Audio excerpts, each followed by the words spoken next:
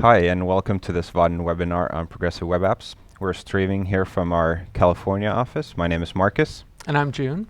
and today we're going to be talking about progressive web apps. So what are progressive web apps? Progressive web apps are a new way of writing web apps that work equally well on native and on native mobile. Progressive web apps work equally well on mobile as they do on desktop, using new features like service workers and web app manifests so that they can look good offline. They look like native apps. Here's a demo that we'll be showing you later. That's a progressive web app that'll work offline as well as it does online. All right. So what are progressive web apps?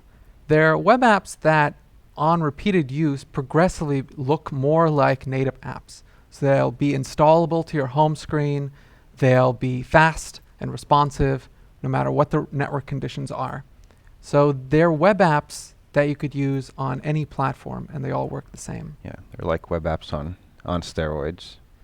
And I think the important word here is progressive. It means that these web apps will work for all of your users, but for those users who have more modern browsers will get an even better experience using your application. So why are progressive web apps good? What is the benefit to you writing a progressive web app?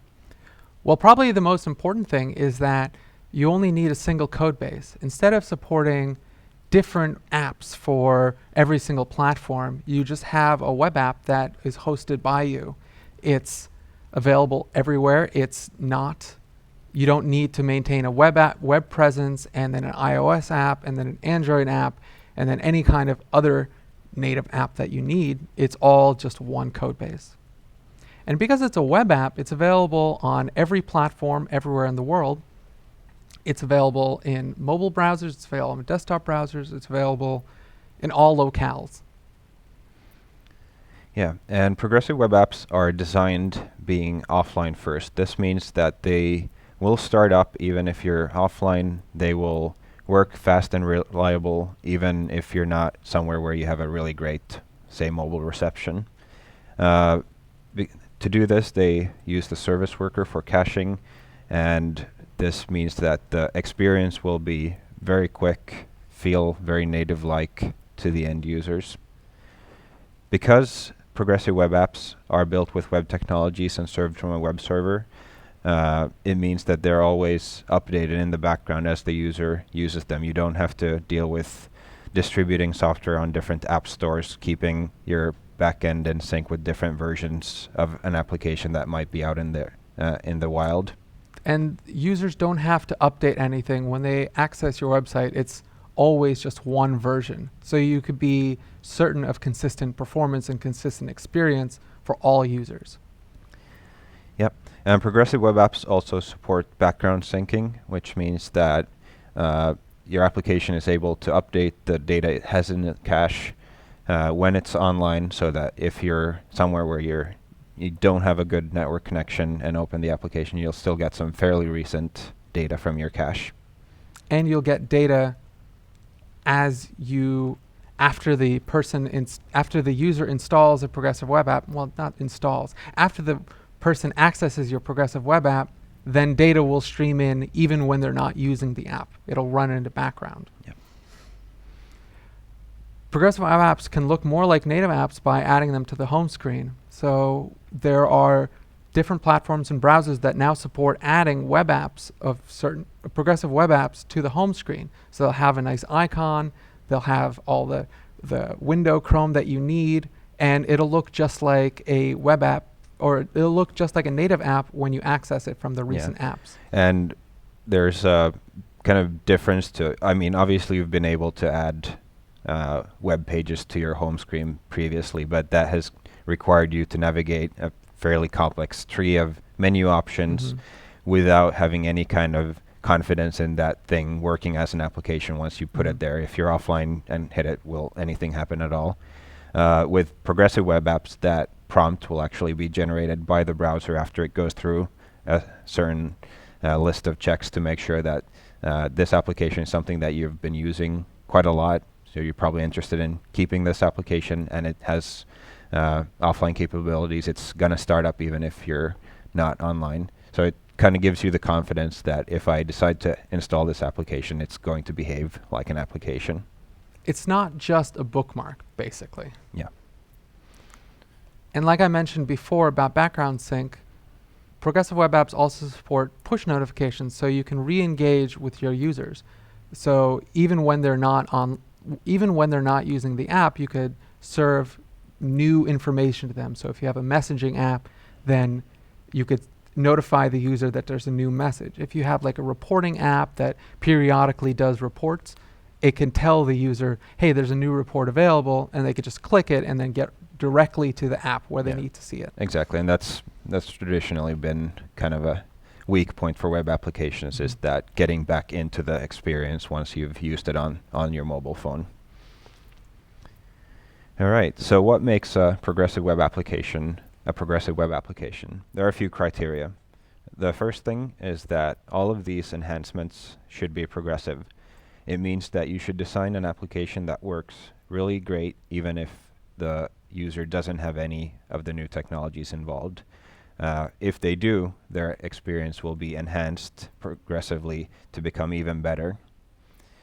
The progressive web application should also be responsive, meaning that the layout and everything should adapt to the device, to the viewport size, orientation that the device has, so that it gives a really great user experience regardless of the device.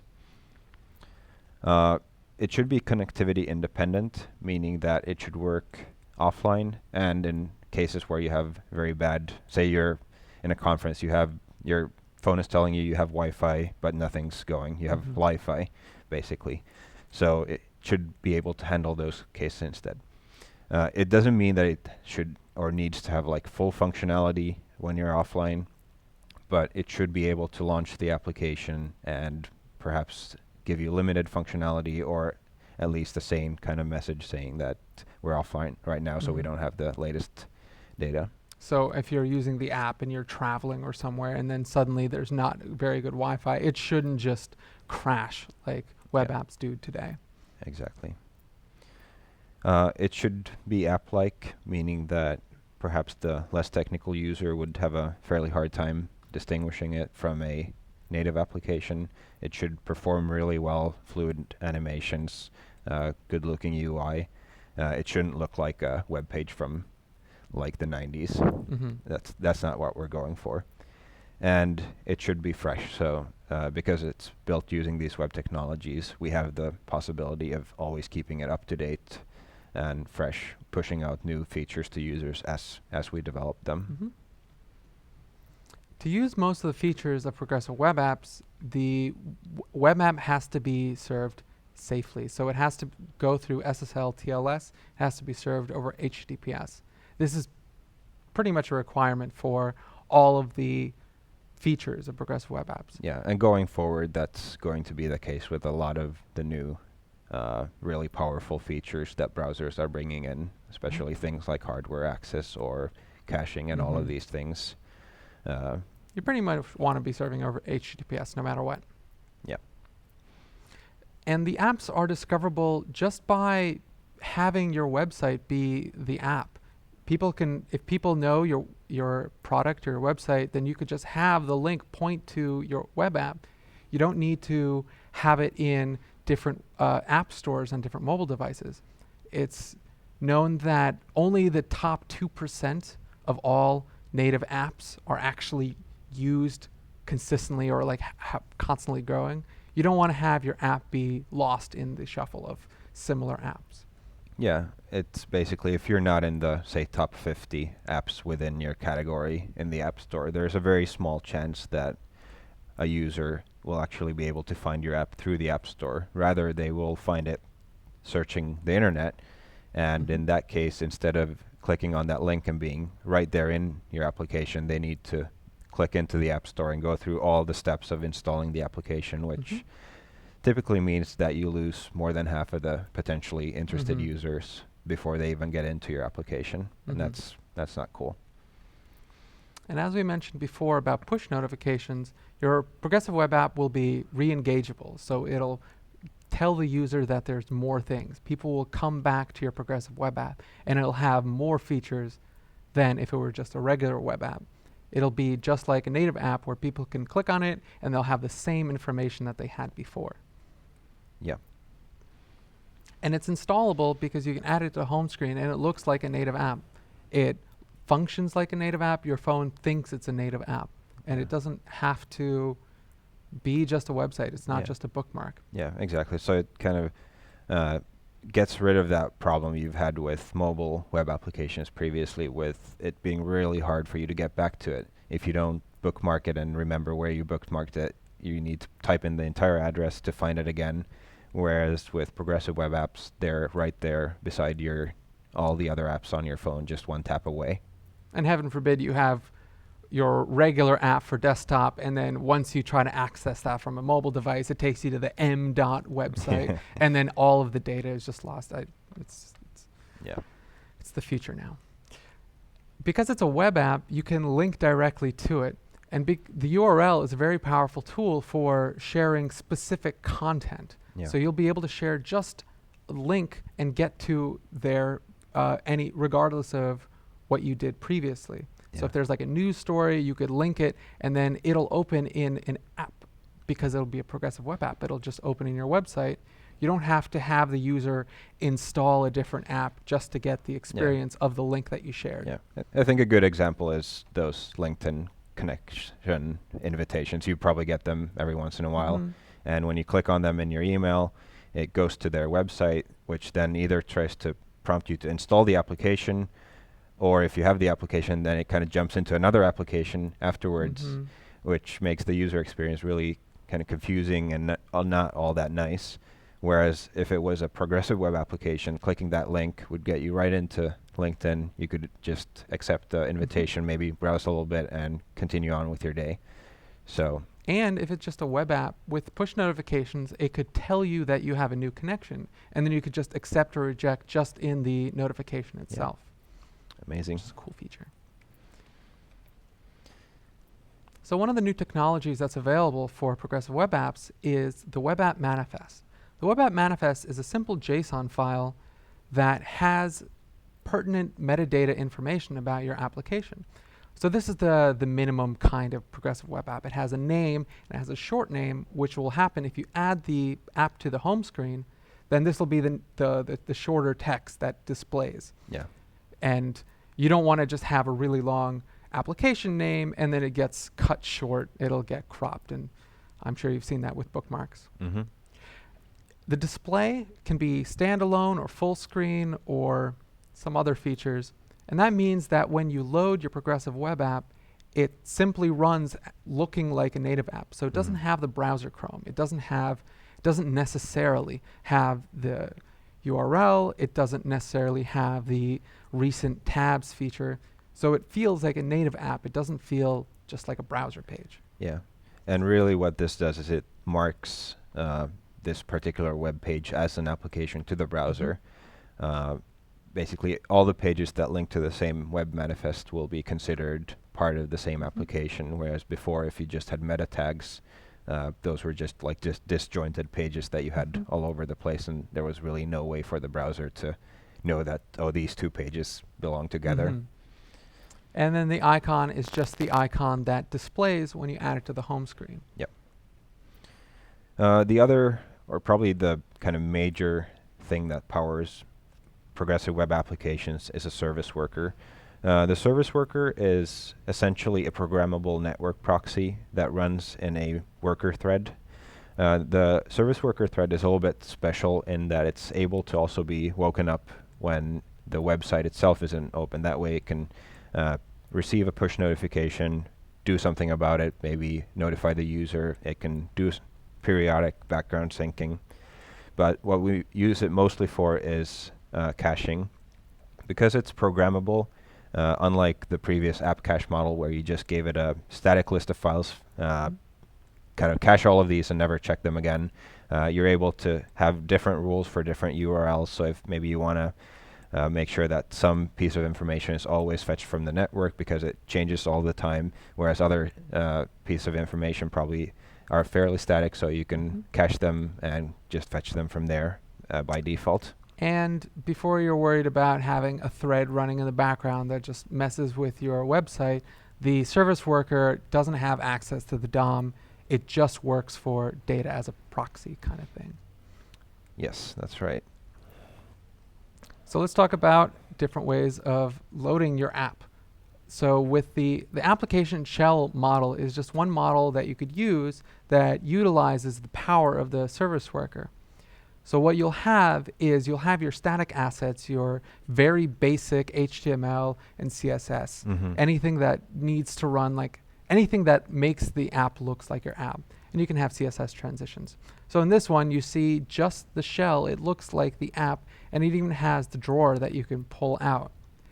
And with the service worker, you can serve this directly from cache as soon as somebody accesses your website, so you don't have a blank screen.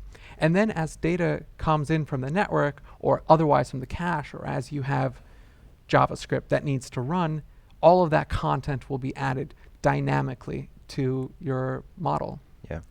A really good rule of thumb here is like you can consider the app shell what you would have included in your native app binary. So it's not going to be any of the dynamic content that's going to change every day.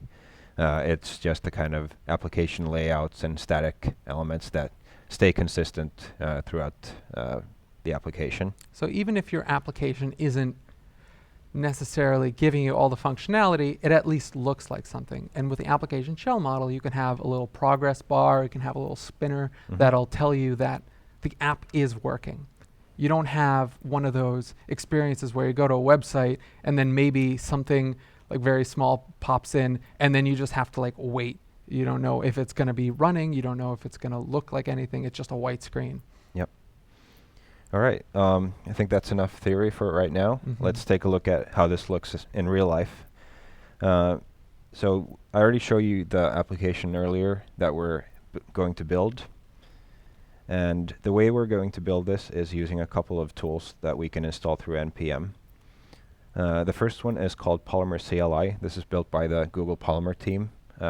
It's just a tool that helps you bootstrap projects and serve them and build them. We also have a Vaadin Elements app generator for that, which will build you like a PWA, Progressive Web App scaffold that you can use as a base for your own progressive web application. That's what we're going to do right now. The install here would take a couple of minutes, so I'm not going to do it right now. I already did it beforehand.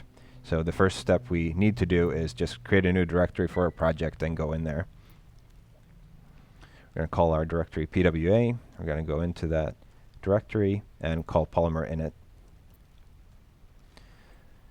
When we run Polymer init, it'll give us a couple of options on what kind of application we want to start. There are some, you could, for instance, build a new element, which we're not interested in. We're interested in the one we just installed, the Vaadin Elements app. This will ask a few questions like what's the name of your application, what's the main element name, basically the name of that app shell, and a brief description if you want to. I'm just going to go with the basics here. This will go to the internet and download all the dependencies, basically all the UI components that we need. This takes a minute, and once it's finished, we are able to open up this in our editor of choice. For me, that's Atom. How dare you use Atom? Why don't you use Eclipse or IntelliJ or Brackets or Visual Studio Code or Emacs? That's a fight for another day.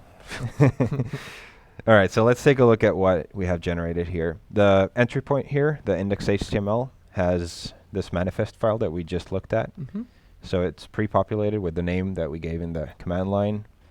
It has a start URL. Here you can see it has a home screen equals 1 parameter. This is something that you can use if you want to track which of your users are using it through the home screen and which are using it through the web browser. If there's something that you want to, for instance, do with those extra however many pixels you get from not having the browser Chrome. We also define a theme color. This way the mobile device or whatever can adapt all the Chrome to fit with your application. And the splash screen when you first load it up will be that color. So it looks like your app before the app is even loaded. That's good because we forgot to mention about the splash screen. So splash screens. It generates a splash screen with this color, with the name and an icon, so that when a user clicks on that home screen button, they'll get something immediately, some immediate feedback that the application is actually launching. In addition to the manifest file, it still has some fallback meta tags for all the browsers that don't necessarily have support for it yet. We also do a little bit of feature detection here. We're going to be building a Polymer-based application which uses web components, and not all browsers support web components natively yet. So we check if they do, and if they don't, we load this little polyfill to make sure that it works in them. And finally, we do a feature detection for service worker. If the browser supports a service worker, we register a service worker. The only thing that we have in our body tag here is this PWA app shell that we created, or that was created for us, I should say. And if you remember the app that I showed you earlier, it had like a little drawer on the side with the navigation links. And the way we've built that is using the app layout elements in Polymer. So we have a drawer layout that has a drawer on the side. We have two links, one for the employee list and one for kind of a sales report. Then we have a header layout that contains a header with a title. We can change this to match whatever we want. And then we have this Iron Pages selector. And what this selector does is it takes a property, in this case the page property, and selects one of the children based on that. So and it's lazy loaded. Yeah. So in this case, if we select the employee list link here, it will make sure that the employee list component will get shown. We're not going to go too much into how you build an actual Polymer application in this webinar. Rather, we're just going to focus on the actual progressive part of the app itself. So that's basically everything that it generated. We can go back into our terminal here and run this with Polymer serve. And we can pass it the -O option to actually run this in a web browser. So you can see that we have the same application that we saw on a mobile device earlier. We can now see that it's also supports a desktop browser. It works well here. And if we go into our developer tools here, we can see that there's a new application tab in the developer tools in Chrome 52 and later, if you haven't noticed that. And this is something that's going to be very helpful when you're working with progressive web applications. You can see, for instance, the running service worker. You can go in and debug it. The service worker is just a plain JavaScript file, so you can debug it like any other JavaScript you have. I'm pretty sure there's also a similar kind of dev tools for Firefox. I'm sure there is. And you can toggle the offline status of your application so you can see how it works in offline mode, and do all kinds of stuff like clearing the cache if you make big changes and need to see how it works. So right now, if we look at the service worker that we have, you can see that it just says that it will be generated at build time. So this means that even though we have a service worker registered, it doesn't do anything. So if we go offline right now, we get the dreaded offline dinosaur. We don't get the nice offline functionality that we were looking for. Game over. Game over. So let's fix that. Let's go back into our terminal and use the Polymer tool again and call build. What the build will do is generate two different builds. One is an unbundled build that works or is optimized for HTTP2, and one bundled build that takes all the assets and bundles them into as few files as possible to minimize the back and forth. Remind me what HTTP is? HTTP? HTTP2. 2, yeah. So that's the next generation of the HTTP protocol. The most important features for us is that it supports server push and streaming. That means that, for instance, I come to your site, ask for the index.html page, and your server knows that in order for you to display it, you'll need this CSS and this JavaScript file and maybe these fonts. and you'll send those along with the index page to me so that instead of having to go back and forth 5 times, I just do one request and get everything I need. Sure. So it just speeds up things considerably. All right, so we've done the build, and we can now use the serve command again to run this. Just this time, we're going to point this to the bundled build.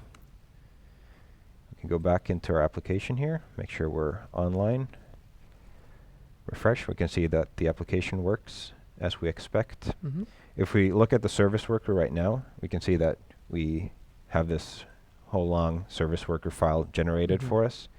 And if we go offline right now, what you'll see is that the app shell that we defined gets loaded.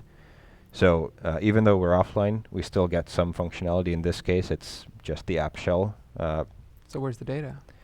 So the data is actually not a part of the app shell. So it's not something, since we're looking at employee data, it's not static enough that we want to put it in the permanent cache and always serve the same employee data. So it's not something that the tool will automatically include as something that's going to get pre-cached. What Polymer CLI uses under the hood for building the service worker is a tool called SW Precache. It's also built by the Google team, but it will obviously work with any other browser that supports service worker. This is just a build time tool that looks through your project based on the options that you give it and generates a service worker for you. It takes in a whole bunch of different options that you can specify if you want to. In our case, we want to define runtime caching. So in addition to the assets that get cached when we start the application, we can also define how things should be cached runtime. And this is something that's completely different from the old app cache model where you just had to specify one static list of files that should always be true. So in this case, we can actually do runtime caching. If we go back into our Atom here, you can see that there is a SW precache config file. And here we can go in and add this runtime caching. No, that didn't work. Yeah, so it's an array of different patterns. So we can define different ways of handling different URLs. In my case, I want to just do runtime caching for all JSON files that are served on localhost. So that's like employee data. That might not change very quickly? Yeah, so it doesn't change all that often, but it might change. So here we have a handler that we define using network first here. And if you go into the site here, you can see that there are some built-in handlers that it comes built with. The one we're using is called network first, which means that it will try the network. If we're online, it will use that data. If it's not online, it will go to the cache and return that. Obviously, there's the opposite of that. So we'll try the cache first. If that doesn't return anything, we'll go to the network. Then there's a pretty interesting one called fastest, which will actually hit both the cache and the network at the same time and return whatever comes back first. That might seem a little bit odd, but the benefit of doing that is that you get the answer from whatever is fastest while the network request finishes. It will update the cache. So when your user is going through the application, at the same time they're always refreshing their cache. So if they end up going into a tunnel or hopping on a plane or something, they will have the most recent up-to-date data in their cache. What happens if the cache is empty when you do fastest?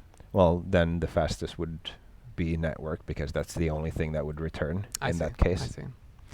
Okay, so in our case, we're going to use the network first. We want to have the latest employee data if it's available. If it's not, then we'll fall back on whatever we had from before.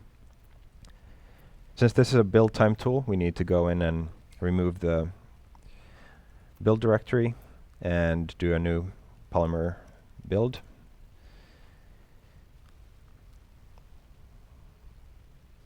Apparently I have a... that doesn't look right. There's some extra stuff that got in there. Let's do this again. Demo problems. Yeah, obviously you can't do a demo without a demo problem, otherwise people Yeah, you might like think it's pre-recorded recorded or yeah, something. No, this is totally live. Unless you're watching it after it's done. Then it's not live, No, then it's not live. or is it? Well, I mean, yes, we could just be here. We could be just repeating everything we're doing. Okay, so we've built that. We're gonna serve the bundled version again. Go back into our browser. We will do not one, but 2 refreshes. So the first refresh just returned the latest version from the service worker, while in the background it updated the app to the latest version. So this is kind of a background app update that happened completely transparently to us. Mm-hmm. So now that we're back in our application, we can go offline. We can refresh this, and you can see that we're still able to work with the data that we had when we were online. And some functionality might not be there, but at least we have all of the data that we had before. Yeah, I mean, to me, it's really annoying. Even if I have something open in my mobile browser on my phone, that I had like a website open, and then I'm in the plane, and I open that same website that I already had open, and it still won't display it. So at least we're able to see whatever we had before. Yep. Okay, so that's just a very quick introduction to how you can get started using PWAs. It's not like a full tutorial. We'll post some links later on and in the show notes on how to build an application using Polymer, how you can kind of take that application starter and build something more substantial. So the important thing about this is we showed you a way to bootstrap a new progressive web application, but you can add the progressive web features to any existing app. You could use the same service worker pre-cache to have a service worker added to your own application. You can add a web app manifest, and then it'll just be there. So, and then you add these things, and then your app will be addable to home screen. Yeah, and the great thing there is that it doesn't make the experience any worse for those people who don't have the support, but for those people who have the support, it'll be even more awesome. Which begs the question, are we there yet? Can we start building progressive web apps and run them in production? Well, sort of.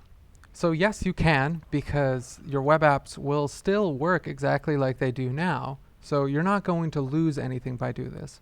But only a few browsers support this currently. So Chrome, Firefox, Opera, and Samsung Internet all support Service Worker. The Edge team has said that they are working on it now. And we're still not sure what Safari is doing. They expressed interest in actually implementing this. There have been some positive signals, but obviously it's more or less a black box, so we can only hope and wait. But like you said, it's something that we can already add today, and it will just make the lives of a big portion of our users better already today. And same thing with the web app manifest. All right, so a couple of resources that you can use. We'll post these in the show notes just so you don't have to type them up. But some of the important ones here is the Google Developers page for progressive web apps, which has code labs, tutorials. It has lots of information about what progressive web apps are, how they're used. There was a progressive web app summit recently that you can actually look at all the videos for. There are a lot of really good things to learn about how progressive web apps work. That's beyond the scope of this current webinar. PWA Rocks is a showcase of progressive web apps, and it keeps adding new progressive web apps. I didn't even realize I was using some of them, and every single time I go to that page, there's just pages on pages of different progressive web apps. Yeah, and it's interesting to see how many big companies are already embracing it. Companies like Wall Street Journal, I think. No, Washington Post. Washington Post. The progressive web app I think I used the most back in the day, like 2 months ago, is there's a Pokemon app. So I wanted to make sure that when I was battling Pokemon Go that I was using the right type of Pokemon. Yes. Anyway, so Mozilla Developer Network also has a progressive web app site, and it'll link to all the different APIs that are used. So it'll have the web app manifest, all the possible fields for that one, and then it'll have the service worker APIs if you want to write a custom service worker. Then there's the service workers, web page, which has some pretty easy to use snippets and kind of different things that you can use to help build a service worker. Different use cases. Different use cases. So like I want to accomplish this, and then it has a way for you to do exactly what you want. GitHub has that service worker pre-cache tool that we used, and that's worth taking a look at. All the options that you can specify to really customize it to your application and how you want to cache things in your application. And we didn't add this, but it's based off of Service Worker Toolbox, which is the same thing, but SW-Toolbox, which has more features about different ways that you could use service workers. Yeah. And finally, we have a progressive web app demo called Expense Manager. So this is a more fully featured progressive web app that's fully open source. You can go in on GitHub and take a look at the source code. You can fork it and use that as a base for your application. That will also show you how to deal with things like syncing offline data and dealing with that kind of more real-life business scenarios. Thank you for watching the Progressive Web Apps Vaadin webinar. You can find Marcus and myself on Twitter here. You could just send us questions. Yeah. You can also go to the vaadin.com/elements page where we have different Vaadin components, and we'll also have more information about progressive web apps. It also links to our forums where you can ask more questions about progressive web apps. All We're right. pretty good about answering those. We are. All right. Thank you. Thank you.